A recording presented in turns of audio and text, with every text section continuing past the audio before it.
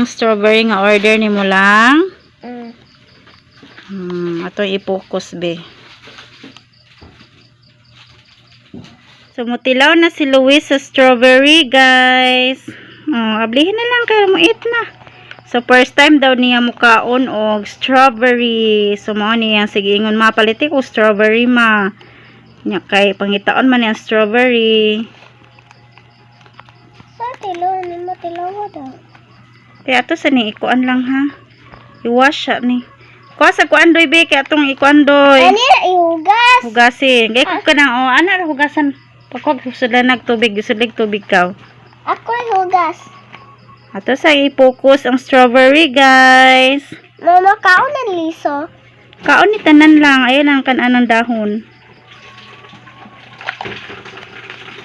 So, okay na ka lang. Happy na ka. Kaya makatilaw na kay strawberry. Yung mama. Sige, ma. So, iwasan na una, Luis, ha? Before mo eat, ha? Una? Sige po. Happy-happy ora. Sige. Sige. Saan ka storya ni mo? Lami. Yummy, delicious. Lami. Tilaw kuya. Tilaw ridoy. Tilaw ba? Unya guys, matilaw ko na po iyang kuya Jmar guys. Mara na ta sa Anitoro family guys. Ang kulturo guys. Guys na lang tanan guys.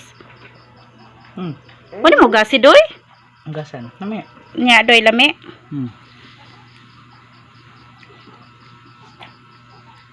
Lami lang. What can you say about the strawberry?